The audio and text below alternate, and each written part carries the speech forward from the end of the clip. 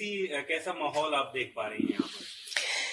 भैया अक्सर राजनीति में हम लोग प्रचार कहते हैं, लेकिन पहली बार लग रहा है कि प्रचार की जरूरत भी नहीं है यहाँ पर। बस बैठिए इकट्ठा, मोदी भाई के बारे में बात करिए और लोग आपसे जुड़ जाते हैं, या लोग इंतजार करते हैं कि आए अलग अलग लोग राज्यों से और हम अपने मोदी भाई के बारे में बात करें, काशी के बारे में बात करें। ये है यहाँ का माहौल, तो बहुत ही बढ़िया है, बहुत ही शुभ माहौल है यहाँ पर। जीत तो वैसे तो तय है, सभी जानते हैं ये बात, लेकिन अब आंकड़ा अब के बार बहुत अधिक आ जाएगी, इतना जोश यहाँ पे भरा हुआ है। बीजेपी टारगेट कर रही है कि प्रधानमंत्री जी के जो जीत का मार्जिन है वो इस बार 10 लाख के पार जाएगा, बड़ा मार्जिन एक चाह रहे हैं, हो जाएगा। लेकिन कल अखिलेश यादव यहाँ पर थे, वो ये कह रहे हैं कि पहले वो कह रहे थे कि एक सीट जो बनारस की है वो बीजेपी जीतेगी, वो कह रहे हैं मुझे प्रधानमंत्री जी भी हारते दिख रहे हैं। कैसे आप उनकी इस बात? सपना देख रहे हैं, खुद का बना हुआ सपना देख रहे हैं, सपने में रहने दीजिए। इंसान अक्सर सोने पर सपना देखता है, अखिलेश जी तो जागते जागते सपने देख रहे हैं। जो सपने जागते देखते हैं वो सफल नहीं होते हैं, उनको ये जानना पड़ेगा। ओवैसी साहब भी प्रचार कर रहे हैं, कल बनारस में थे, यहाँ से उन्होंने कहा कि मुस्लिमों की हालत यहूदियों की तरह हो गई हमारे देश में, इस तरीके की बातें वो कर रहे हैं। कैसे आप उसको? बस उनके लिए अगर ये लगता है एक बार हैदराबाद चले जाए, हमारे कॉन्स्टिट्यूएंसी में तो अभी भी वही तो एमपी साहब है और उनके ही एमएलए है। जरा उन्हें बस्ती मोहल्ले में जाएंगे तो 72 से 72 मुसलमानों के पसमंदों के घर दिखेंगे, तब उनको समझ में आएगा उनके यहाँ ही उन्होंने यहूदियों जैसे लोगों को पाल के रखे हुए हैं।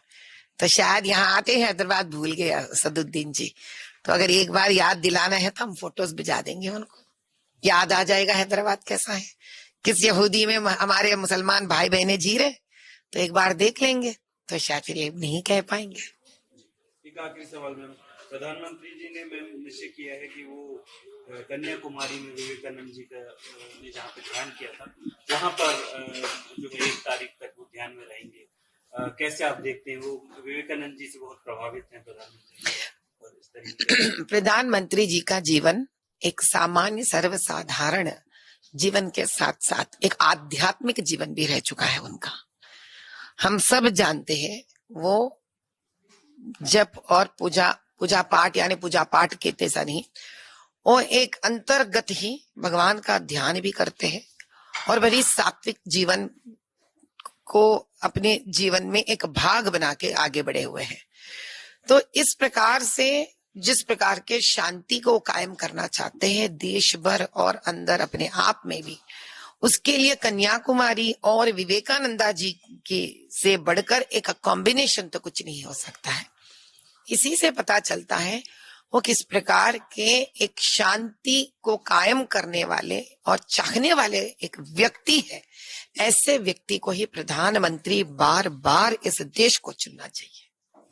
मैम 400 पार का नारा चल रहा है, आपकी सीट की चर्चा पूरे देश में रही, भले वो इलेक्शन आप हैदराबाद में लड़ रही थी लेकिन पूरे देश में उसकी चर्चा हो रही है। 400 पार में एक सीट हैदराबाद की भी हम गिन लीजिए, थोड़ी देर होगा लेकिन गिन लीजिए, हम लेकर आकर ही रहेंगे, हम जीत जाएंगे। अगर इधर उधर हुआ तो कोर्ट तक जाकर हम इस मुद्दे को जीत सही न्याय से लेकर ही आएंगे और 400 पार भी करा देंगे। हम हैदराबाद हमारी है और न्याय का है, जीत कर रहेंगे। असलैन तोली Velugu. Follow WhatsApp @Toli Velugu Official.